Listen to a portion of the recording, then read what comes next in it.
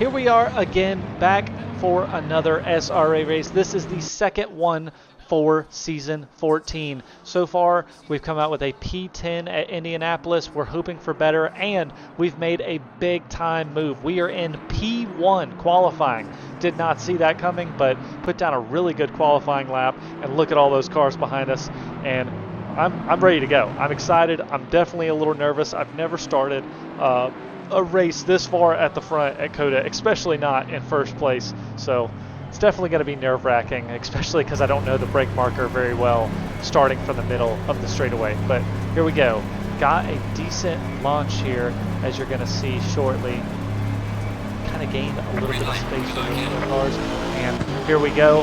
Now we're coming up to the first corner and hard on the brakes, trying to make sure to not overcook it. And you can see those cars behind us about going 2 or 3 wide. Definitely gained a lot of time there. GTG is right behind us, and he is definitely going to be someone to watch out for, as well as Daniels behind him. Kind of come through those S's. This was definitely a stronger point of mine, the S's, as well as some of the hairpins that you'll see coming up. Very close to our corner cut a second ago, but here we go. And then here is the first hairpin, where it is one of my strong suits here. Now I do have a lot of gas. You can kind of see I overcooked it, just used to that quali setup, used to my brake marker there with a lot less fuel, so got to kind of adjust everything slowly. And this is the stadium section on the back section of the track, and it was definitely not my strong suit, especially this corner coming up here. This is definitely my kryptonite. We'll call it kryptonite corner because it was so bad. But right there, not too bad. And then we've got these little sweeper rights, kind of a weird double or triple apex kind of thing. Maybe quadruple apex. Definitely a weird corner. And then the second to last corner here. Trying not to get corner cut there. And then going into the last corner.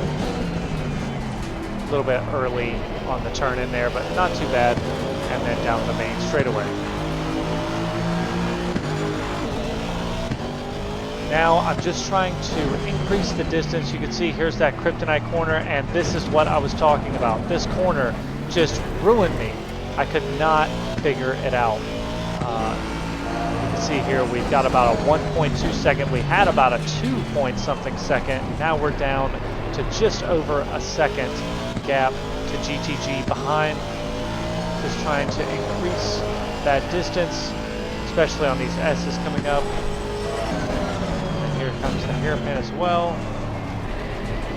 Not too shabby. 1.3 second gap. This corner, I don't know if you guys, have raced here, but man, that corner definitely wants to make the car slide out. And we'll back again in kryptonite corner, kind of figuring it out slowly throughout the race. Love these corners right here. Long sweeper.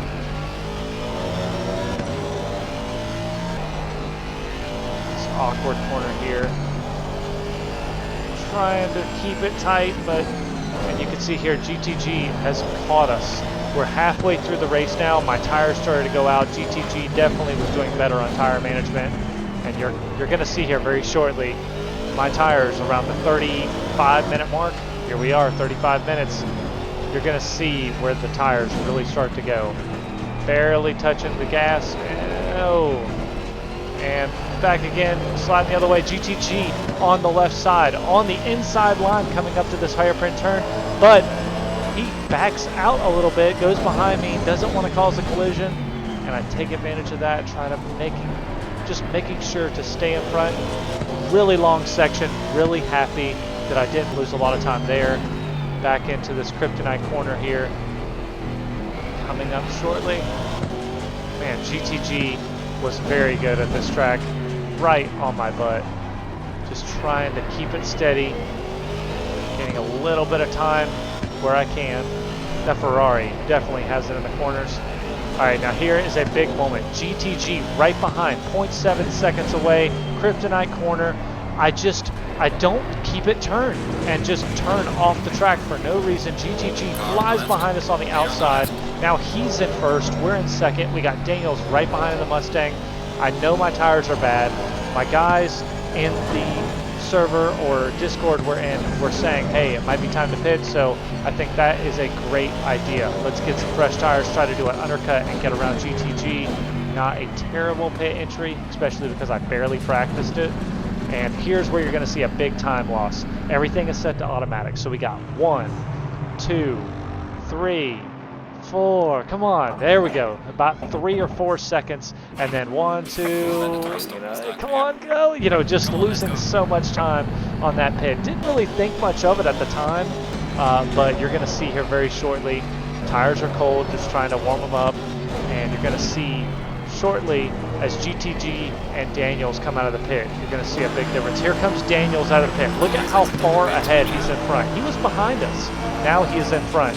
We have got to set manual stuff on the pit.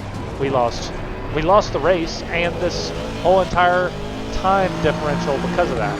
Now GTG coming out of the pits. This is a huge moment of the race. He should be in front of us. We undercut him just slightly, and oh my gosh, it gets so close. Let's see a short replay of that. We're going to see how close he got. Man, he is a blue flag car because he's coming out of the pits. He should let off for us, but man, that could have been the race right there. That was so close. Now, back to the main problem. We got Daniels in front of us. We need to get in front of him. We got less than half the race, about 24 or so minutes to get around him. Kryptonite corner coming up. Just decent racing overall. And you can see lap after lap after lap, he just starts to pull away, and just trying my best to stay with him. And here we come, hairpin. Could not see that inside corner because of the A-pillar. We lose a lot of time there. There goes Daniels. He is gone. And then we got GTG.